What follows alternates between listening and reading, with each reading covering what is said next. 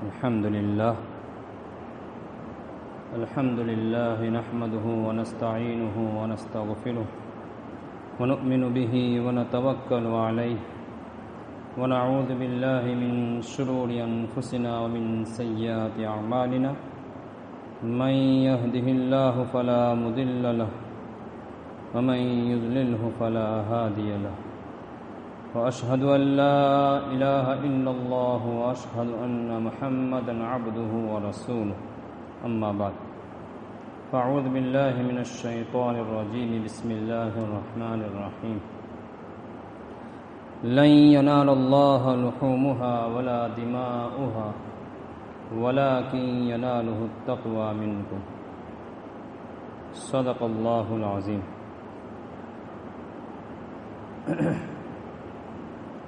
محترم حضرات،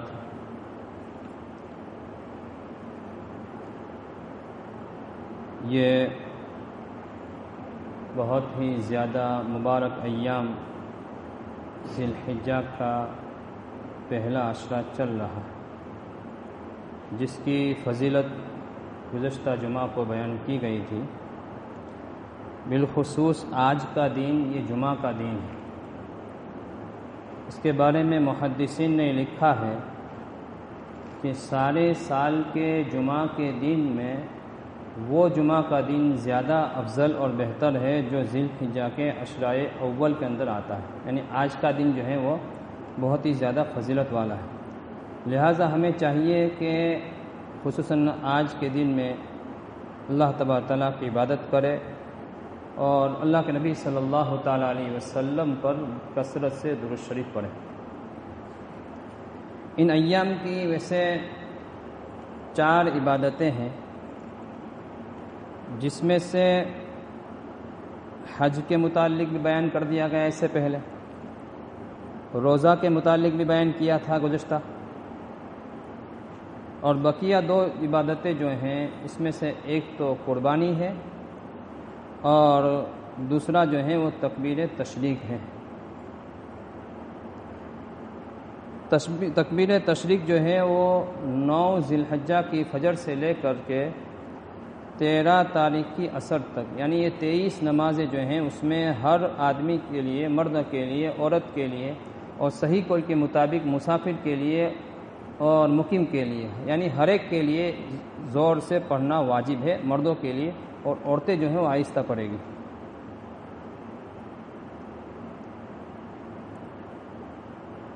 اس لیے اس کا اہتمام کریں۔ اور چوتھی عبادت جو ہے وہ قربانی ہے، جس کے متعلق بطور خاص آج اس کی فضیلت کے بارے میں اور قربانی نہ کرنے والے کے بارے میں کیا وعید آئی ہے۔ میں نے ابھی جو آیت کریمہ پڑھی ہے، اس آیت کریمہ میں اللہ سبحانہ و تعالی فرماتے ہیں لن ینال اللہ لحومها ولا دماؤها، کہ اللہ سبحانہ و تعالی کو تمہارے قربانی کا گوشت، خون یہ اللہ تبارک تعالیٰ تک نہیں پہنچتا ہے، اس کی اللہ تبارک تعالیٰ کو کوئی ضرورت نہیں ہے، بلکہ اللہ سبحانہ و تعالیٰ جو ہیں وہ تو تمہارے دل کے تقوی کو دیکھنا چاہتے ہیں۔ حضرت ابراہیم علیہ السلام جب تصور کیجئے تھوڑی دیر کے لیے، ہم تو جانور کی قربانی کرتے ہیں، اور بعض مرتبہ ایسا ہوتا ہے، ہمارا اکابر میں سے غالباً حضرت شیخ الہند رحمۃ اللہ علیہ کے بارے میں آتا ہے، بہت عجیب بات ہے کہ وہ جانور کو پہلے سے رکھتے تھے، 1 سال پہلے سے وہ لے لیا کرتے تھے اور باقاعدہ اس سے محبت رکھتے تھے، اتنا مانوس ہوتا تھا کہ جب دارالعلوم دیوبند میں پڑھانے آتے تھے تو وہ جانور بھی ان کے ساتھ آتا پورا سال، یعنی اتنی ان سے انسیت اور محبت ہوتی تھی۔ اور جب قربانی کے ایام آتے تھے تو پھر اپنے ہاتھ سے اس جانور پر چھری پھیرتے تھے اور آنکھوں میں سے آنسو نکلتے تھے۔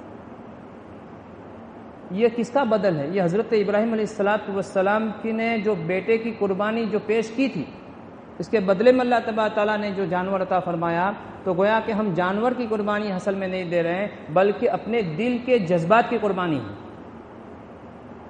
کہ ہمیں اللہ تبارک تعالیٰ کا حکم ہے کہ ان پورے سال کے اندر ان 3 دنوں کے اندر گویا کوئی آدمی اگر قربانی کرتا ہے تو اس کی قربانی منظور اور قبول ہوتی ہے، اس کے علاوہ بقیہ دنوں کے اندر قربانی نہیں ہے۔ تو آدمی ذرا سوچے کہ حضرت ابراہیم علیہ السلام پر کیا گزری ہوگی، ایک بڑی امنگوں کے بعد اور امیدوں کے بعد اللہ تبارک تعالیٰ نے ایک بیٹا عطا فرمایا بڑھاپے کے اندر، اور جب یہ چلنے کے قابل ہوا، کچھ باپ کا سہارا بننے کے قابل ہوا، اللہ تبارک تعالیٰ نے کہا کہ آپ ان کو ذبح کر دیجیے۔ اس وقت ہم جیسا کوئی اگر ہوتا تو نہ جانے اس میں کیا حکمت تلاش کرتا کہ اس میں عقل میں بات آتی نہیں ہے، لیکن حضرت ابراہیم علیہ السلام نے ذرہ برابر بھی اس کو نہیں دیکھا، چونکہ نبی تھے اور نبی کا خواب جو ہوتا ہے وہی ہوا کرتا ہے۔ اس وجہ سے حضرت ابراہیم علیہ السلام نے اپنے بیٹے سے مشورہ کیا اور پوچھا کہ بیٹا کہ میں نے خواب میں دیکھا ہے کہ میں تمہیں ذبح کر رہا ہوں، بتا تمہاری کیا رائے ہے۔ وہ بیٹا بھی بعد میں جا کر کے نبی بننے والا تھا۔ اللہ کے نبی حضرت ابراہیم علیہ السلام سے ان کے بیٹے حضرت اسماعیل علیہ السلام نے فرمایا یا ابت افعل ما تؤمر، اے میرے ابا جان آپ کو جو حکم دیا گیا ہے آپ اس پر عمل کر لیجیے۔ ظاہر ہے یہ ہم اس کا تصور کریں، میں بات کر رہا تھا حضرت شیخ الہند رحمۃ اللہ علیہ کی کہ وہ جانور جب ذبح کرتے تھے تو آنکھوں سے آنسو بہتے تھے اور فرماتے تھے، اللہ تبارک تعالیٰ قرآن کریم میں فرماتے ہیں لن تنالوا البر حتى تنفقوا مما تحبون، کہ تم گویا کہ بھلائی کو نہیں پا سکتے ہو وہاں جہاں تک کہ اس وقت تک جب تک کہ تم گویا کہ اپنی محبوب چیزوں کو قربان نہ کرو۔ یہ ہوتا ہے جانور کو پہلے سے خریدا، اس کی حفاظت کی، اس کو کھلایا پلایا، سال بھر اس کو مانوس کیا اور پھر جا کر کے قربانی کی۔ تو قربانی جو ہے یہ اللہ تبارک تعالیٰ گویا کہ دل کے ہمارے جذبات کیا ہے اس کو اللہ تبارک تعالیٰ دیکھتے ہیں۔ یہ اصل جو ہے تقویٰ، ابھی میں نے آیت جو پڑھی اس کے اندر یہی بات اللہ تبارک تعالیٰ فرماتے ہیں لن ینال اللہ لحومها ولا دماؤها ولکن ینالہ التقوی منکم، تمہارا تقوی اللہ تبارک تعالیٰ کو پہنچتا ہے۔ یہ تو قربانی کی حقیقت ہوئی۔ قربانی کا معنی ویسے آتا ہے کہ وہ چیز جس کے ذریعے سے اللہ تبارک و تعالیٰ سے قرب حاصل کیا جاوے، اللہ تبارک تعالیٰ کی خوشنودی اور رضامندی حاصل کی جاوے۔ یہ ان دنوں میں یعنی ان 3 دنوں میں 10، 11 اور 12 اللہ کے نبی صلی اللہ علیہ وسلم فرماتے ہیں ما عمل آدمی من عمل یوم النحر، کہ کسی بھی آدمی کا، کسی بھی انسان کا، مسلمان کا جو عمل جو ہے یوم النحر یعنی عید کے دن میں اللہ سبحانہ و تعالیٰ کے یہاں قربانی سے زیادہ محبوب نہیں ہے۔ قربانی اللہ تبارک تعالیٰ کو سب سے زیادہ محبوب ہے ان 3 دنوں میں۔ تو ہمیں چاہیے کہ ہم ان 3 دنوں میں زیادہ سے زیادہ قربانی کریں، اس لیے کہ اللہ کے نبی صلی اللہ علیہ وسلم آگے فرماتے ہیں انہ لیأتی یوم القیامہ، کہ یہ جانور جو ہیں قیامت کے دن آئے گا بقرونہا واشعارہا واظلافہا، اپنے سینگوں کے ساتھ میں، اپنے بالوں کے ساتھ میں، اپنے کھوڑ کے ساتھ میں، جن چیزوں کو عام طور پر کھایا نہیں جاتا، جس کو ہم پھینک دیا کرتے ہیں، لیکن وہ قیامت کے دن ان کو لے کر کے آئے گا اور اللہ تبارک تعالیٰ جو ہیں قربانی کا خون گرنے سے پہلے ہی گویا کہ اس کو قبول فرما لیا کرتے ہیں۔ لہٰذا ہمیں چاہیے کہ ہم قربانی کو بوجھ نہ سمجھے بلکہ خوشنودی حاصل کرنے کے لیے خوش دلی سے ہم گویا کہ اس قربانی کو کریں۔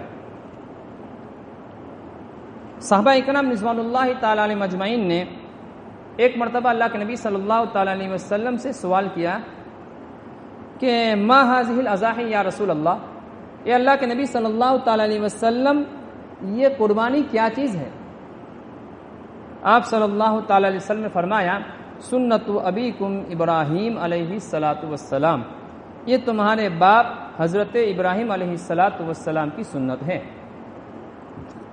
ظاہر ہے یہ ابراہیم علیہ الصلاۃ والسلام کا طریقہ ہے۔ تو صحابہ اکرام رضوان اللہ تعالی علیہ مجمعین نے آگے اور سوال کیا قالوا فما لنا فیہا یا رسول اللہ صلی اللہ تعالی علیہ وسلم، اے اللہ کے نبی صلی اللہ تعالی علیہ وسلم ہمیں اس میں کیا ملے گا؟ ذرا سوچئے اللہ کے نبی صلی اللہ تعالی علیہ وسلم آگے کیا بیان فرما رہے ہیں۔ اللہ کے نبی صلی اللہ علیہ وسلم فرمایا قال بکل شعرۃ حسنہ، قربانی کے ہر بال کے بدلے میں ایک نیکی ملے گی۔ دنیا میں کوئی ایسی مشین آج تک وجود میں نہیں آئی ہے جو قربانی کے جانور پر کتنے بال ہیں اس کو گن لے ہوئے. سارے کیلکولیٹر فیل ہو جائیں گے، اس کو گننا ممکن ہی نہیں ہے. وہ اللہ ہی جانتے ہیں کہ کتنے کروڑ کتنی لاکھ نیکیاں ہے، وہ اللہ ہی جانتے ہیں. اب آگے سنیے، قالوا فالصوف یا رسول اللہ، اے اللہ کے نبی صلی اللہ تعالی علیہ وسلم، یہ دمبا ہوتا ہے، اس پر جو اون ہوتا ہے، اس کے بارے میں آپ کیا فرماتے ہیں؟ اس میں بالکل باریک باریک بال ہوتے ہیں، تو اس باریک بال کے بدلے بھی ایک نیکی ملے گی؟ یہ سوال کرنے کا مقصد تھا. تو اللہ کے نبی صلی اللہ علیہ وسلم فرمایا کہ بکل شعرۃ من الصوف حسنہ، کہ اس بال جو اون کے جو باریک بال ہیں ان بالوں میں بھی ہر بال کے بدلے میں ایک نیکی ملے گی. یہ تو ہم نے اس حدیث کا ترجمہ سنا. اب ایک قرآن کریم کی آیت میں آپ کو سنا رہا ہوں، من جاء بالحسنۃ فلہ عشر امثالھا. یہ اللہ تبارک تعالیٰ کا وعدہ ہے کہ جو ایک نیکی کرے گا تو اللہ تبارک تعالیٰ اس کو ایک نہیں لکھیں گے بلکہ 10 گنا لکھیں گے، 10 نیکی لکھیں گے. اب آپ حساب کیجئے تو ایک بال پر ایک نیکی ملے گی جس کا ثواب 10 نیکیوں کے برابر ہوگا. اب ذرا سوچئے ہمارا ثواب کہاں پہنچ جائے گا. لہٰذا ہمیں چاہیے کہ ہم دل کی خوشنودی کے ساتھ، خوش دلی کے ساتھ گویا کہ اس قربانی کو کریں.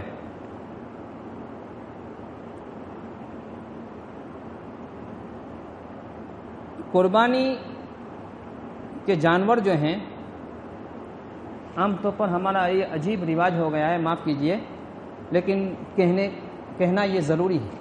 اللہ کے نبی صلی اللہ تعالی علیہ وسلم کی میں بات سنا رہا ہوں، اپنی طرف سے انشاءاللہ ایک بات بھی نہیں سناؤں گا. بہت اہم بات ہے جو میں کہہ رہا ہوں.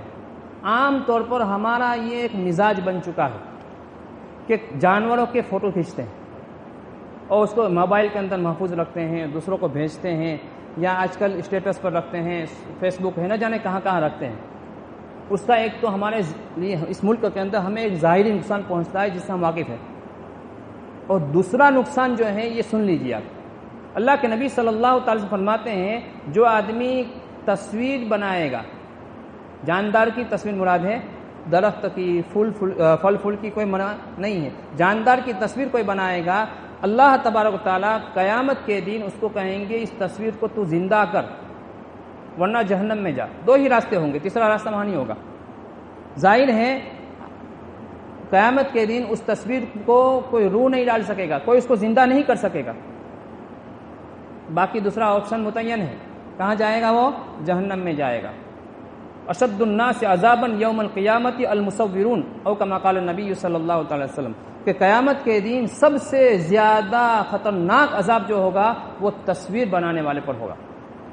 تو ہمیں چاہیے کہ ہم نے اس جانور کو خریدا ہے صرف اللہ تبارک تعالیٰ کو راضی کرنے کے لیے، صرف اللہ تبارک تعالیٰ کی رضامندی کے لیے. تو ہمیں چاہیے کہ ہم بالکل اس کی تصویر نہ کھینچیں، اور کسی کو ہمیں دکھانا مقصد نہیں ہے، ہمیں تو اللہ کو دکھانا ہے اور اللہ ہی سے ہمیں اس کا بدلہ لینا ہے. بعض مرتبہ ایسا ہوتا ہے، آج سے تقریباً 20-25 سال پہلے کی بات ہے کہ ایک مرتبہ ان دنوں کے اندر اخبار میں چھپا تھا، غالباً سورت کا واقعہ ہے، کہ ایک صاحب نے اپنے جانور کا فوٹو بھی دیا تھا، بکرے کا. 20-25 سال پہلے آپ اندازہ لگائیے، اس وقت 1 لاکھ کے 2 بکرے خریدے تھے اس نے، اور باقاعدہ اس نے فوٹو دیا تھا اخبار کے اندر. بھائی آپ نے بکرے خریدے کس کے لیے خریدے؟ دنیا کو دکھانے کے لیے؟ اس کا ثواب تو ضائع ہو گیا. اگر اللہ تبارک تعالیٰ نے وسعت دی ہے اور ہمیں اللہ تبارک تعالیٰ نے مال دیا ہے تو ہم بہت زیادہ مہنگے بکرے خریدنے کے مقابلے میں 1 کے بجائے 2 کر لیں. اس لیے کہ آپ ایک بکرا چاہے 1 لاکھ کا خریدو، 10,000 کا خریدو یا 20 لاکھ کا خریدو، اس پر ثواب جو ملے گا وہ ایک مرتبہ خون بہانے کا ملے گا. لیکن آپ نے اگر 2 بکرے خرید لیے، اپنے مرحومین کی طرف سے کر لیا، تو اس میں آپ کو ثواب زیادہ ملے گا. اس لیے کہ ابھی میں نے آپ کو سنائی حدیث کہ اللہ کے نبی صلی اللہ علیہ وسلم فرماتے ہیں کہ اللہ تبارک تعالیٰ کے یہاں ان دنوں میں خون بہانا ہی زیادہ محبوب ہے. جتنا خون زیادہ بہے گا اتنا ثواب اللہ تبارک تعالیٰ زیادہ عطا فرمائیں گے. اس لیے اللہ نے وسعت دی ہو تو اپنے مرحومین کی طرف سے بھی قربانی کر لے، 1 سے زیادہ کر لے. یہ تو قربانی کی کچھ فضیلت تھی، اور ان تصویروں سے بچنے کا خاص اہتمام کریں. اگر کوئی آدمی قربانی نہیں کرتا ہے تو اس پر وعید بھی اللہ کے نبی صلی اللہ علیہ وسلم فرماتے ہیں، من کان لہ ساعۃ ولم یضحی، جس آدمی کی وسعت ہے، مالدار ہے، اس کی ہمت ہے کہ قربانی کر سکتا ہے، اس کے باوجود بھی اس نے قربانی نہیں کی. ولم یضحی، اللہ کے نبی صلی اللہ تعالی وسلم جیسا رحمت للعالمین یہ کہ فرما رہے ہیں فلا یقربن مصلانا، اس کو ہماری عیدگاہ پر آنے کی کوئی ضرورت نہیں، وہ گھر پہ رہے. جس نے قربانی واجب ہونے کے باوجود نہیں کی تو ہمیں عیدگاہ پر نماز پڑھنے کے لیے حاضر نہ ہو. یہ اللہ کے نبی صلی اللہ علیہ وسلم کا فرمان ہے. تو ہمیں چاہیے کہ اگر قربانی واجب ہے، علماء سے پوچھ لیجئے کہ کتنے پر قربانی واجب ہوتی ہے. آج کا جو نصاب ہے 612 گرام چاندی اور 360 ملی گرام کی جو قیمت ہے، یہ آج کے دن کی جو ہے 44,100 روپے ہے. اگر اتنے مالیت آپ کے پاس ہے ضرورت سے زائد تو آپ پر قربانی واجب ہو جاتی ہے. پھر بھی میں کہوں گا مسائل جو ہیں بیان کے اندر بیان نہیں کیے جاتے ہیں، اس لیے کہ ہر ایک آدمی اس کو سمجھ نہیں سکتا ہے. اس لیے ہر ایک آدمی کو چاہیے کہ اپنی حیثیت جو ہے یہ معتبر علماء کے سامنے رکھ کر کے پوچھ لے کہ مجھ پر قربانی واجب ہے یا نہیں ہے. اگر واجب ہے تو ضرور کرے، اس لیے کہ اگر نہیں کریں گے تو اللہ کے نبی صلی اللہ تعالی وسلم کی اس وعید کو ذہن میں رکھیے کہ اللہ کے نبی صلی اللہ علیہ وسلم فرماتے ہیں کہ ایسے آدمی کو ہماری عیدگاہ پر آنے کی ضرورت نہیں ہے. دوسری بات، جس طریقے سے قربانی کا جانور قابل تعظیم ہے، ہم اس کے گوشت سے فائدہ اٹھاتے ہیں، اسی طریقے سے اس کا ہر جز قابل تعظیم ہے. اللہ کے نبی صلی اللہ تعالی علیہ وسلم نے ایمان کے 70 شعبے بیان فرمائے ہیں.